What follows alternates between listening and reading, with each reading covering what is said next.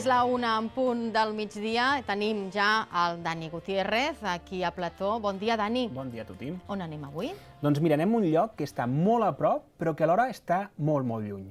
Ara descobrirem per què. Avui anem a un lloc que, tot i estar molt a prop, ens fascinarà, el Marroc. Després d'un vol de poc més d'una hora, aterrem a Fez, una de les ciutats més dinàmiques d'aquest país, i ens parlem de Volubilis. Les voleu conèixer? Doncs sí, jo Què, les ho vull vols conèixer? Oh, i tant. Mira, és una proposta que jo crec que és el lloc més exòtic que tenim a prop de casa nostra. M'explico, com hem pogut sentir en el vídeo, en només una hora arribem a un lloc totalment desconegut, perquè si viatgem cap al nord, cap a Europa, tot i que els països són diferents, és, diguéssim, l'estètica més o menys el mateix. En canvi, si anem al Marroc, ens immersem en aquesta societat, doncs a part que és un vol econòmic i és unes despeses econòmiques, però és un viatge força barat, doncs és molt exòtic, com deia. Culturalment és diferent.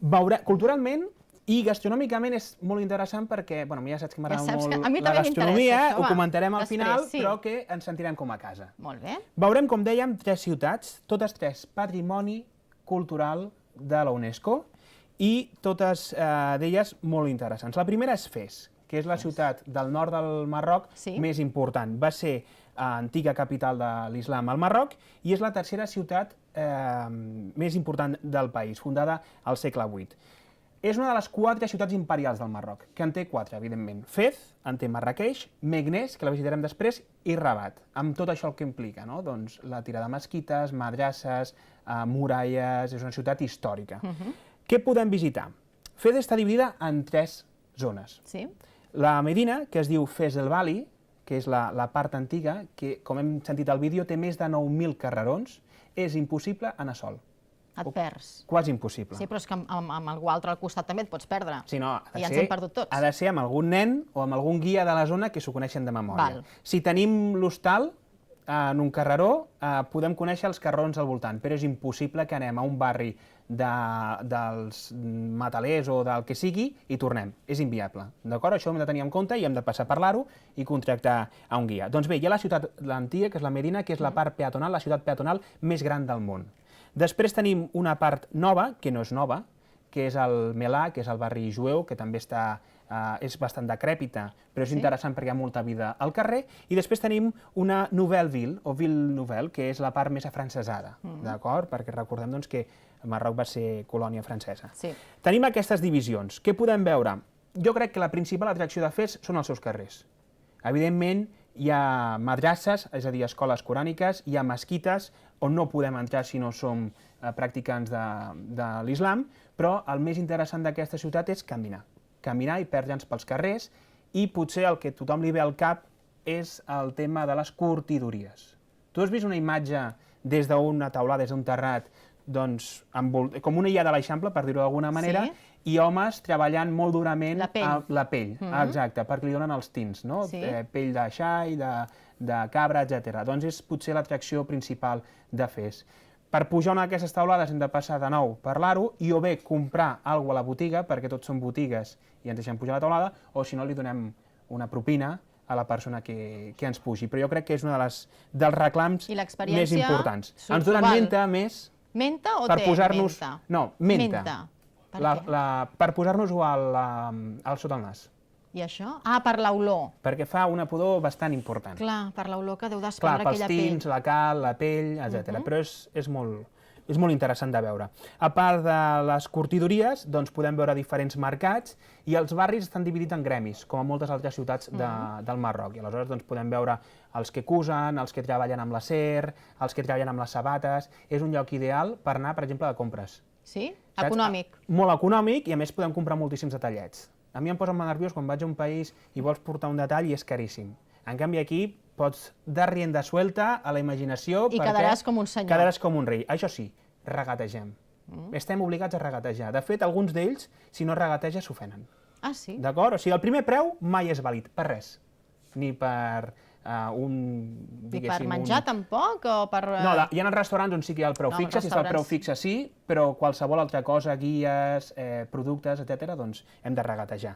Després de caminar tant i visitar tantes coses, doncs podem anar a un hammam. que no només ho podem fer a Fes, ho podem fer a altres llocs, però que és el hammam?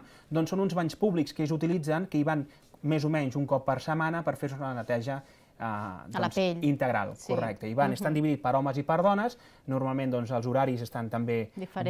Són diferents horaris, i és un lloc de reunió social per als marroquins, on es tiren aigua calenta, on es freguen, podem també contractar algú que ens grati l'esquena, que no és agradable, fa molt de mal. Sí? Perquè netegen d'impuresa l'esquena, els braços, les cames. Jo m'ho vaig fer a Istanbul, i a mi no em va fer mal. Potser et van fer un massatge. No, amb el guà aquest fregant, que vaig sortir amb la pell com un bebè. Exacte, surts lluent, això sí. I jo recomano, n'hi ha alguns turístics, però jo recomano informar-nos bé i anar als autèntics, perquè són molt més econòmics, a partir d'1 euro podem entrar, i fins a 30 euros podem demanar que ens facin massatges. Els turístics són molt més cars. I tu què et vas fer? Jo em vaig fer, un normal. Un massatge? Exacte, però... És com ho deies a mi, com si tu et devries fer un massatge. No, però un lloc que era bastant cutre, amb un senyor allà assegut a una galleda, un lloc una mica fosc, però que em va semblar molt... Però et va relaxar, que és l'important en aquests llocs. Molt bé. Després, deixem Fes de banda i anem a Meknès. Que Meknès està molt a prop, també és una ciutat imperial, va ser capital del Marroc durant un temps i està només a 60 quilòmetres de Fes. Perquè la gent, per tirar mites, des de Fes a Meknès hi ha una línia de tren fantàstica que ens hi porta en mitja horeta. I si no, també podem organitzar visites guiades des de Fes, perquè està molt a prop, i ens porten amb cotxe o a furgoneta. Jo ho vaig fer en tren. No sé les visites que poden costar, però el tren potser són 2 euros. 2 euros. M'ho estic inventant completament, però més de 2 euros jo diria que no. D'acord? A Meknès és patrimoni també de la humanitat per l'UNESCO des de l'any 96 i podem visitar el mausoleu del Mulai Ismail, que el podem visitar perquè no és una mesquita, sinó és com el Valle de los Caídos d'un personatge que va ser emperador del Marroc. Podem visitar les muralles, que són espectaculars, podem visitar les portes d'entrada a la ciutat, i una madrassa que és absolutament genial, que es diu Madrassa Bouinania. Les madrasses són escoles coràniques, d'acord? On s'ensenya religió. I aquí sí que ens deixen entrar, en aquesta. Tenen un luxe de detall i tenen uns patis interiors, podem veure les cel·les. Normalment són madrasses que ja no estan en ús i podem veure les cel·les on dormien els estudiants. I també Meknès té una petita plaça, una gran plaça, que és com la seva plaça Catalunya, que es diu El Hedim, que qui hagi estat a Marràqueix li sona molt una que es diu plaça Jaume Lafnar, que és una plaça on passa tot, que hi ha els micos, boxejadors, encantadores de serps, etc. Micos boxejadors. No micos boxejadors. Hi ha micos com a boxejadors. És la típica imatge que tenim del Marroc caòtic d'una plaça. Sí, que hi ha de tot allà, de tot i cap. Doncs a Meknès hi ha una altra que és similar, que es diu El Hezim, o El Hedim, com es pronunciï. D'acord? I també a la tarda és on es reuneix la gent per veure què passa, espectacles diferents. Molt bé. Molt a prop de Meknès hi ha una antiga ciutat romana, que primer va ser cartaginesa, però després, des del segle I més o menys fins al segle V, va ser romana i va estar ocupada després per població de la zona fins que al segle XVIII es va abandonar. D'acord? Volubilis era, diguéssim, l'enclavament dels romans més important del nord d'Àfrica, a la part occidental. També és patrimoni de la humanitat per la UNESCO i està només a 27 quilòmetres de Meknès. I podem anar amb un gran taxi. No hi ha transport públic. Els grans taxis són aquests Mercedes antics on hi caben 4 persones darrere, 2 davant i el conductor. Comparteixes taxi? Comparteixes, i és molt econòmic. En 20 minuts hi som. Què podem veure en aquesta ciutat? Doncs bàsicament el fòrum, termes, també podem veure cases de patricis on es veuen encara, diguéssim, les parets principals i el producte estrella, per dir-ho d'alguna manera, són alguns mosaics. A l'entrada, és molt econòmica l'entrada, però a l'entrada hi ha uns guies que és bastant recomanable, perquè si no, per 20 euros ens poden ensenyar tota la ciutat. Si entrem per lliure, cosa que vaig fer jo, i no ho tornaria a fer, doncs anem bastant perdut i no aprofitem la visita. Al costat de Volubilis podem dormir a Meknès, tornar a Meknès, o fins i tot podríem tornar a Fes perquè està bastant a prop, però jo recomanaria dormir a Mulai Idris, que és una població santa que està a 5 quilòmetres de les restes romanes i podem anar-hi caminant. És una població on no hi ha turistes i n'hi haurà en un futur, que està a sobre d'un turó, Cases Blanques, és un lloc molt tranquil, molt agradable, on podem sopar a les terrasses, ens podem tallar el cabell, on vaig tallar el cabell allà, pots fer vida diguéssim, de local. Ara em anava a fer una broma, però no te la faré. Home, jo tinc poc cabell, però em creix el cabell, d'acord? I de tant en tant me l'he de tallar. D'acord. També pots arreglar la barba. També. D'acord? Els homes és molt bon lloc no? i és una litúrgia espectacular. T'estan mitja hora allà amb el vapor, l'escuma, etc. És tradició, doncs jo recomano que si anem a aquesta zona, que dormim aquí a Mulai Idris, que hi ha un parell o tres de pensions on podrem trobar habitació. D'acord? Molt bé. Resumidament són aquestes les visites que us proposo, Fes, Meknès i Volubilis. Les 3 ciutats. Exacte. Són 2 ciutats que existeixen, una antiga ciutat romana i el poble de Mulai Idris, un poble de 10.000 habitants que és molt, molt, molt tranquil. A tenir en compte, anem a parlar del menjar del beure, que això és el que t'interessa més, no? A tu també. A mi també. I les curiositats. El tema alcohol, difícil. No, clar. Hi ha llocs, sobretot a hotels internacionals, on sí que podem prendre una cervesa o una copa de vi, però és difícil aconseguir begudes alcohòliques. No obstant, tenim alternatives com sucs de taronja i sucs de fruita, perquè ja és molt econòmica el tema de la fruita. Té a la menta, fins i tot encara que sigui estiu, és un clàssic, no? Però calent, sí. Exacte, amb molta menta i molt dolç. A mi m'agrada molt el té a la menta. Verdures, fruites, tot això, baratíssim. Podem anar al mercat i comprar una caixa sencera de mandarines per menys d'1 €. Molt bé. El tajín, el cuscús, que és prou conegut, hi ha molt de xai i també dolços. Doncs es ven molt dàtils, mel i també fan moltes creps.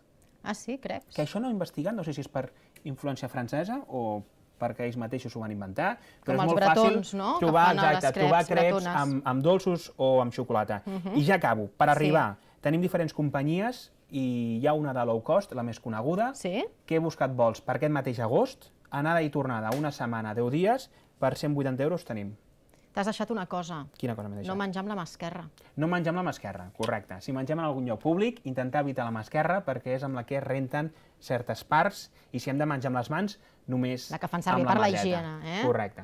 Si això és una escapada, que ho podem fer en una setmana perfectament. Si ens hi volem quedar més dies, Marroc dona moltes possibilitats, com visitar l'Atles, anar al desert o també a la costa. Perquè fan ral·lis pel desert, també, i fan estades. No, però pots llogar motos, pots llogar més que motos, cotxes. pots llogar el que són excursions, packs complets de 2-3 dies i anar a dormir a les dunes, en jaimes.